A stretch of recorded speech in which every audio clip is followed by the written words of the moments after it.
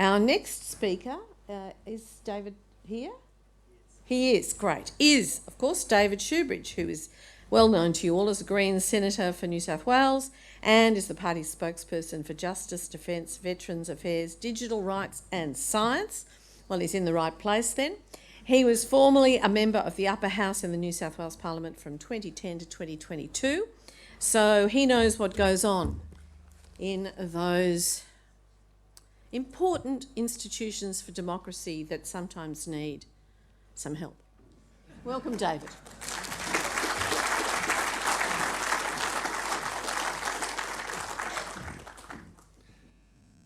Some help, that's an underestimation, isn't it? I'd like to start by acknowledging we're on Gadigal land here and pay our collective respects to elders past, present and emerging. And it's been a tough year for First Nations peoples. And we end the year, I think, in a far more damaged place than we began the year when it comes to working to a just position where the first owners of this place actually have a fair say in how we share our resources, how we guide our institutions.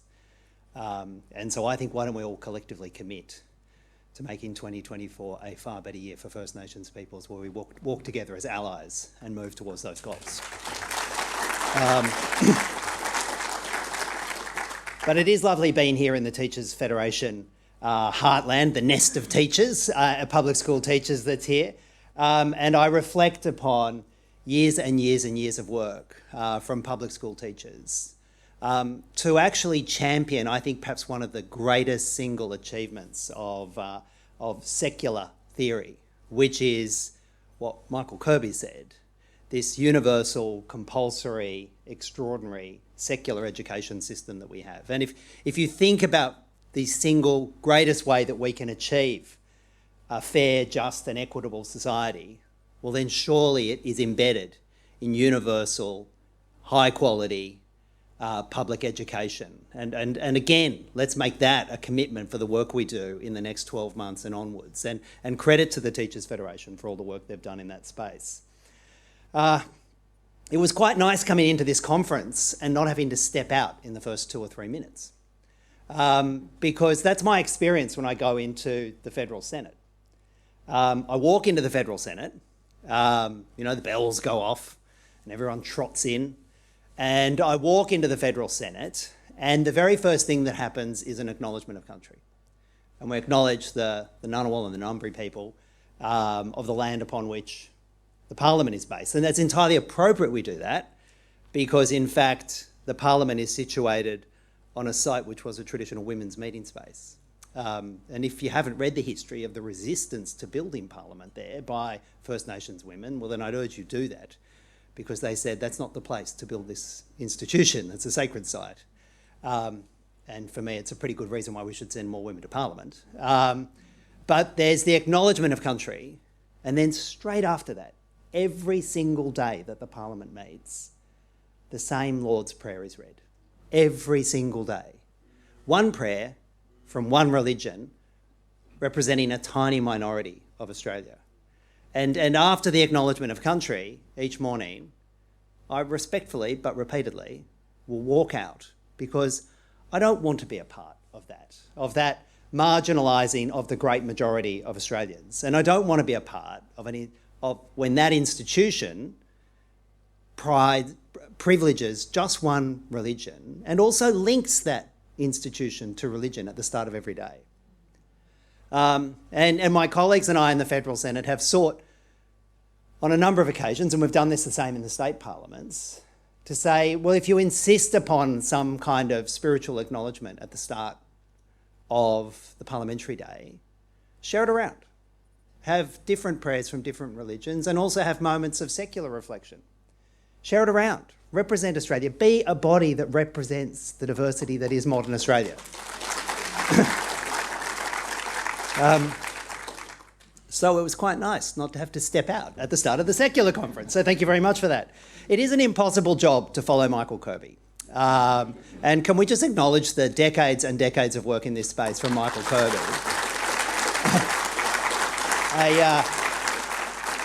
A proud product of state education. I also went through state education. I I love Normanhurst Public, I think.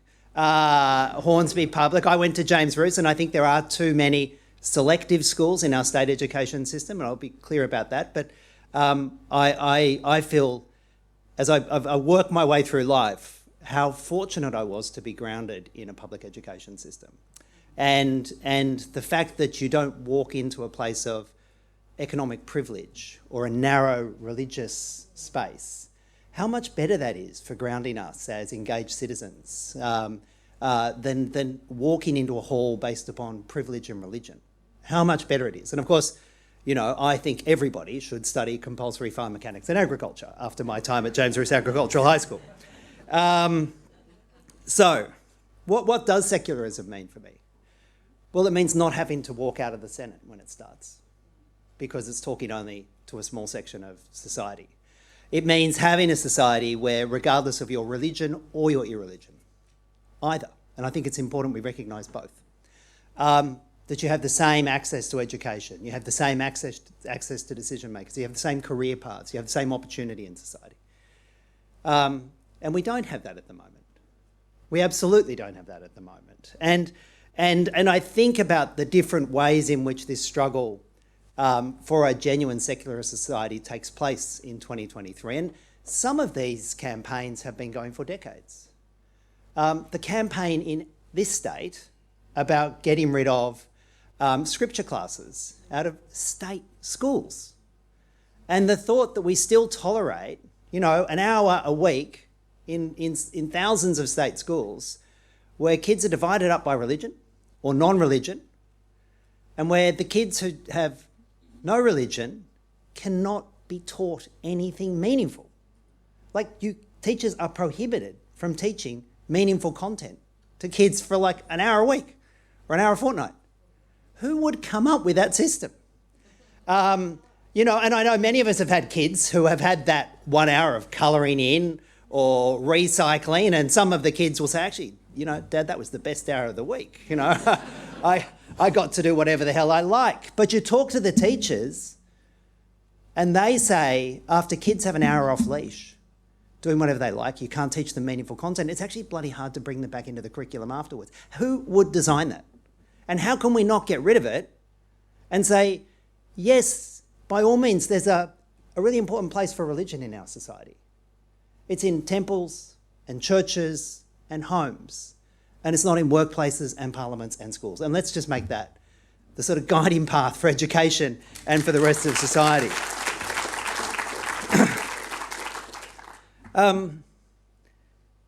So as I've moved from the state parliament to the federal parliament, many of the same issues follow you through. And I spoke about the problem of grounding the parliament in religion, and it's not just in that moment. You can see at different times how the religious bent of significant players, and there's a religious part of the Labor Party, and there's a religious part of the coalition, and there's a religious part of other parties. And you can see how it plays into politics, and maybe we can discuss some of that in Q&A. But it was also in some pretty core fundamental structures that the Parliament has set up. And I'll pick a couple of them. The first is if we look to our Defence Force. Now, surely if there's a part of our society that should be free of religious schisms and religious divisions, and actually we should be super mindful, reflects all of Australia, it's the Defence Force. And if any of you have followed the veterans, the Royal Commission into the mental health of veterans and serving members, you would realise how much we need to do to keep veterans and serving members safe. Appalling rates of self-harm and suicide amongst serving members and veterans. And, you know, for my sins in a prior life, you know, irreligious way, I have the Defence and Veteran Affairs spokes role for the party. And we've dealt with many of those veterans, veteran societies, and they're at their wits' end about how to fix this. And the Royal Commission has shown just how much veterans and serving personnel have been let down by the current system. And do you know where the bulk of the funding for mental health goes at the moment in the ADF? It goes into the chaplaincy. Goes into the chaplaincy. hundreds and hundreds and hundreds of religious chaplains, and overwhelmingly, Michael might be glad to know, from the Anglican Church, overwhelmingly from the Anglican Church. And when you look at the intake into the ADF, the intake into the ADF is overwhelmingly irreligious.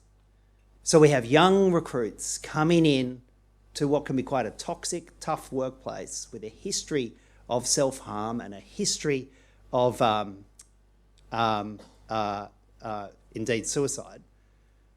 And the system that's been put in place by the federal parliament is a religious chaplaincy, overwhelmingly a religious chaplaincy, and overwhelmingly one religion which in no way reflects the membership.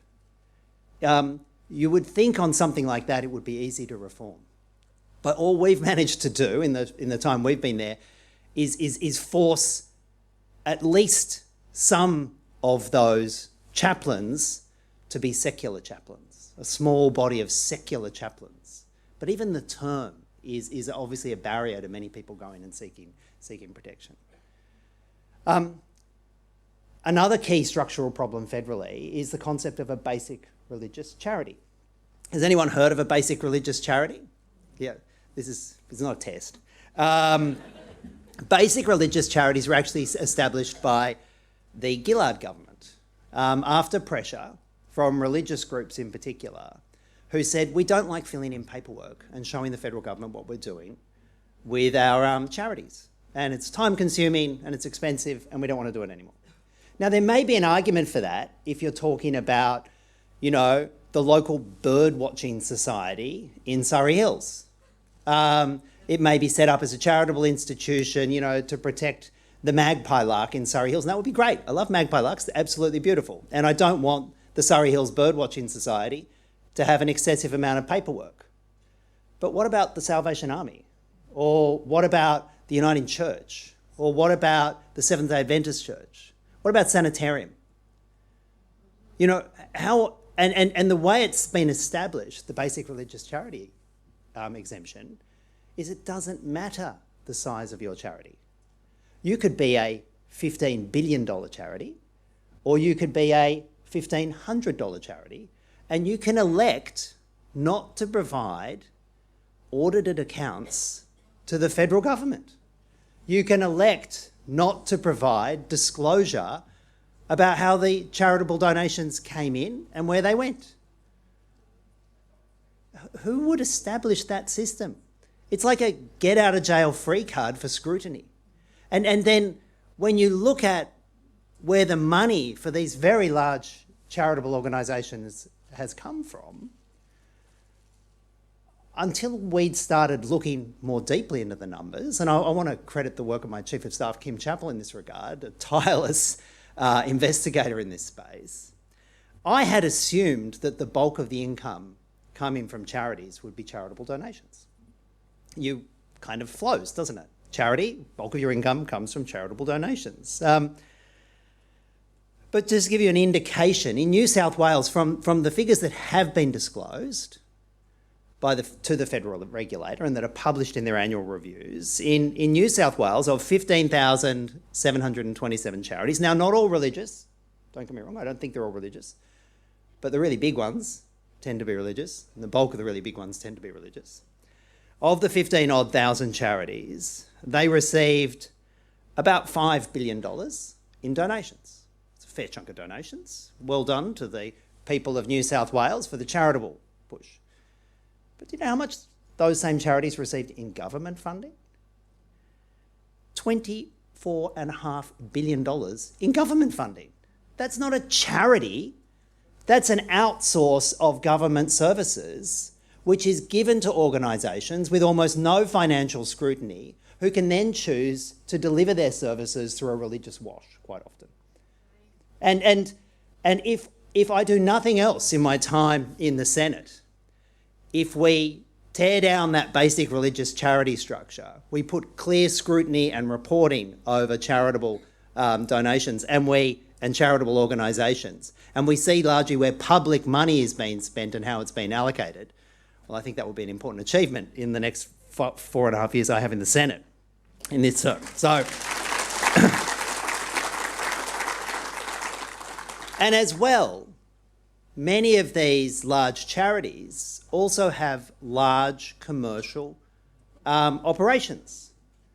And so if you're wandering down the long life milk section of Coles or Woolworths, and as a good Green senator, I wander down and I'm looking for my soy milk or my oat milk, and I'm having a look at the price points of the different ones, and I quite often go and will pull out the Sanitarium So Good because it's priced nicely, better than the complementary other oat or soy products, and I'll pluck it off and whack 6 of those in the trolley and head down.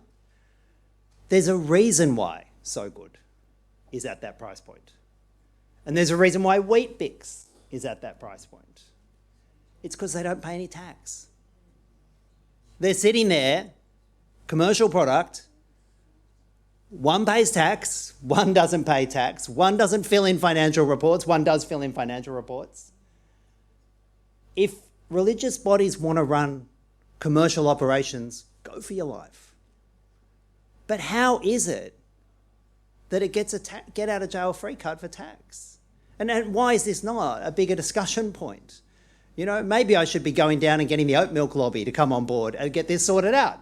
Maybe we should actually. Maybe we should be looking for where the allies are in this space.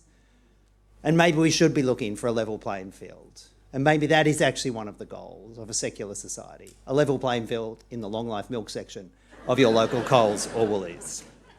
So I know we're running a little behind time, and there's plenty more I could talk about in this space, but I will give up a little bit of my time here so we have more time in the panel.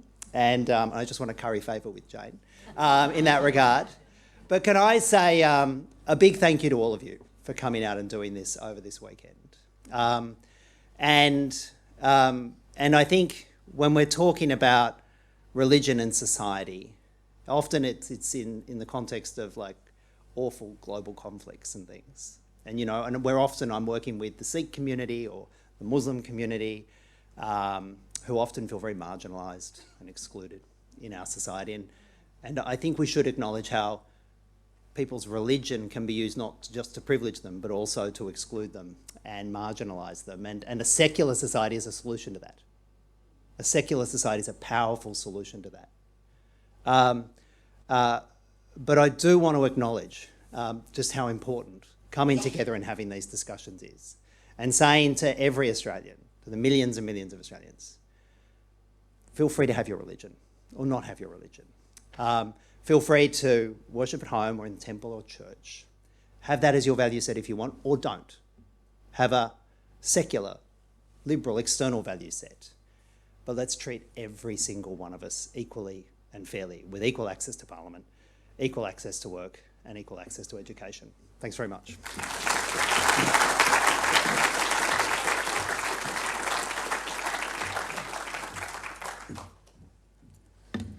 Favour very well curried.